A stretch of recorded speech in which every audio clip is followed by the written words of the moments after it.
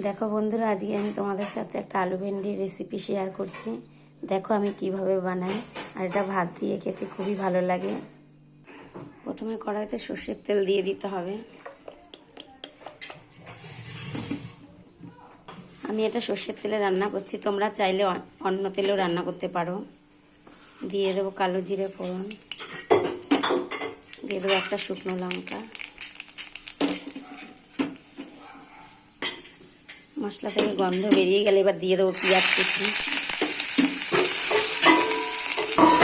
দিয়ে দেবো এর মধ্যে আলুটাকে। আলু আর পেঁয়াজটাকে ভালো করে ভেজে নিতে হবে। আলু পেঁয়াজটা দেখো ভাজা ভাজা হয়ে গেছে প্রায়। এবার আমি এর মধ্যে দেবো টমেটো কুচি। আমি এটা ছোটো টমেটোর অর্ধেক দিয়ে দিলাম।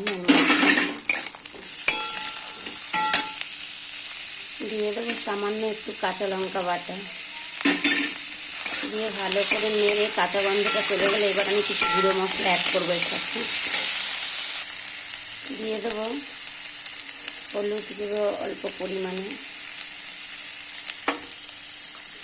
দিয়ে দেবো নুন পরিমাণ মতো, দিয়ে দেবো সামান্য জিরে গুঁড়ো,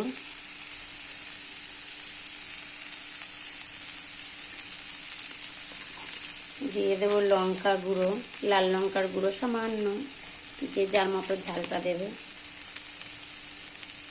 দিয়ে দেবো কাশ্মীরি লঙ্কার গুঁড়ো অল্প একটু,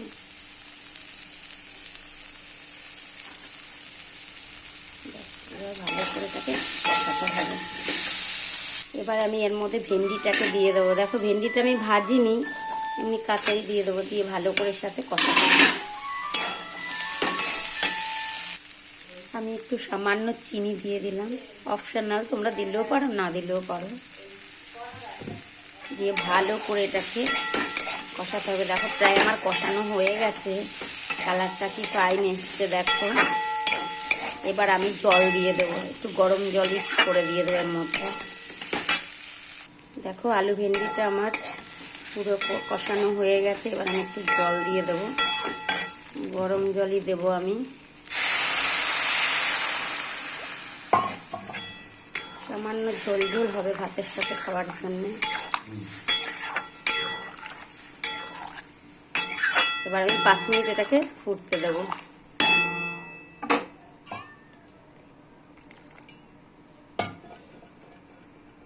দেখো 5 মিনিট হয়ে গেছে, আমার আলু ভেন্ডির তরকারিটা পুরোই রেডি। এবার আমি সামান্য রোস্টেড জিরে ধনে দিয়ে দেবো, সামান্য, এটা আমার কড়াই থাকে।